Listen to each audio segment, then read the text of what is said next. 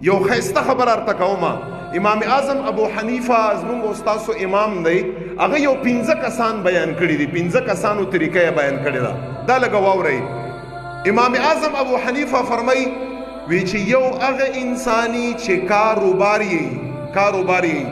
او ټول سوچ یادای چې دغه کاروبار مال رزق راکړي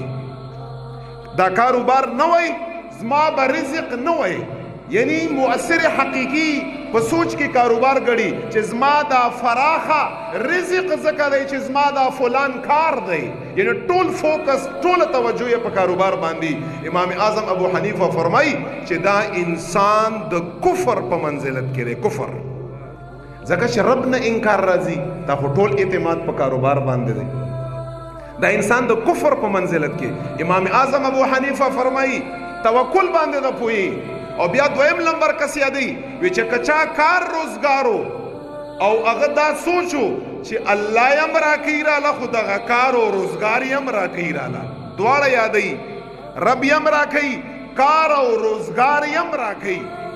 امام اعظم ابو حنیفه فرمای دا انسان په منزله د مشرک کې دی مشرک په منزله کې دی مونږ تاسو یو سوچ دی دا لری کول غواړي معاشره نه او بیا امام اعظم ابو حنیفه فرمای دریم نمبر هغه کس دی چې هغه دا سوچي چې نه دا کار دا خو یو سبب دی بس اسی یو ذریعہ ده ټول په ټوله باندې مال رب راکړي چې څومره راکړي مال ټول رب راکړي خدای ور سره په زړه کې شکی چیرې که دا کار نه وایم نو مشکله غوندې وه مونږ دا یو امام اعظم ابو حنیفه فرمایي چې دا په منزله د منافق کې دی دا منافق دی او بیا امام اعظم ابو حنیفه رحمت الله تعالی علیه څلورم نمبر کس بیانوي تاسو مونږ وګورئ چې مونږ په کومه کټګورۍ کې راځو زمونږ تاسو هم روزګارونه دي بالکل هم الله نه دهان اوخته دی بالکل زما ستا فوکس په همدغه تجارت باندې دی چې دا به زما ساتي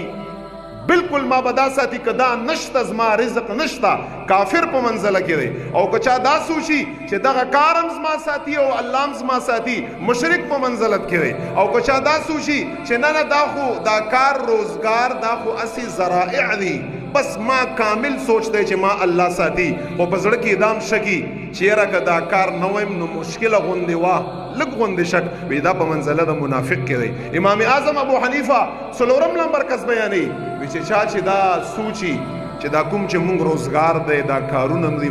مختلف دا محض اسباب دي د دنیا دا اسی یو بانه ده وټې ګټې دپاره بس مشغول یو پکې سبب دی